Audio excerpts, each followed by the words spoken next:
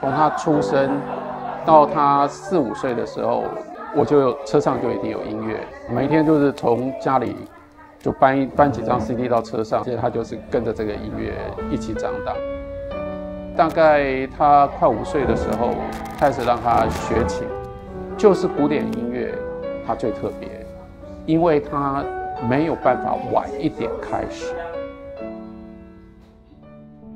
到底总共出过多少本书？应该在100左右吧。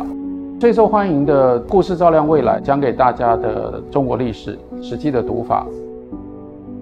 我自己最偏爱的其实还是小说，我花了很大的心力去写，但是在我这所有的作品里面，读者最少的是小说。我小时候学音乐，那完完全全是误打误撞。礼拜二去老师家里面上琴课，就是一直被打，一直被打。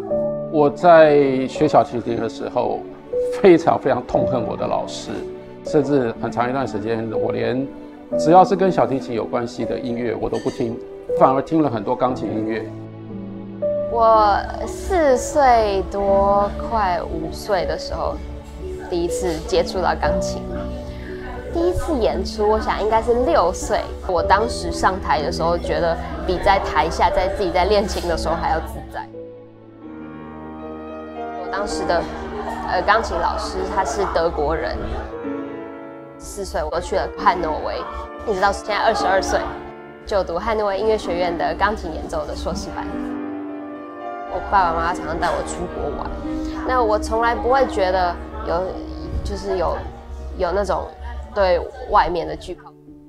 其实音乐天分不是一种天分，音乐天分是非常复杂的多种的天分。呼吸这个节目，父女对谈，我们谈音乐。看理想他们想要有一个古典音乐节目，他们来到德国我住的那个城市汉诺威来拍摄，去到像是城堡附近，还有汉诺威的市政厅，是汉诺威的湖边森林，我们就走在那里谈古典音乐。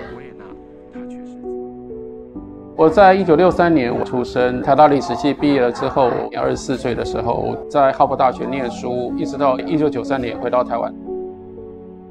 我做过很多各种不同的工作，不过大部分的工作都跟读书有关。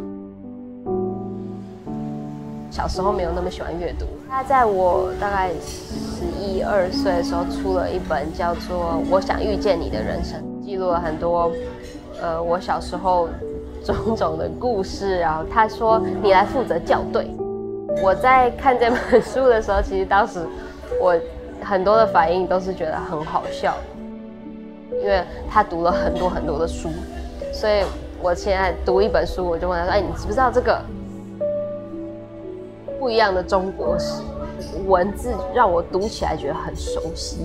他很重视的是要让人读了有乐趣，他不喜欢过度僵硬学术性的东西。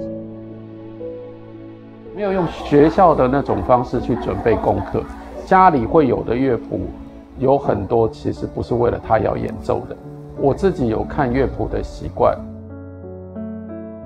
以前啦会带我去挑乐谱，就是买乐谱。他从来不会说你弹这首。我小时候到现在都还是我喜欢去弹我自己觉得对我特别有 impact 的曲子。我从来没有觉得，因为我自己很爱读书，我的小孩就应该要很爱读书。尊重孩子是一个百死千难的体验。你不尊重小孩，这个社会会支持你。相对的，你真的要尊重小孩的时候，这个社会会用一种很奇怪的眼光看你。你真的吗？你只是假装你尊重小孩吧？那你怎么可能真的？小孩要怎么样让小孩自己做决定，你就真的让他做决定？我很感谢奇瑞一路自己到外面去闯荡，经历了这么多，没有坏吧？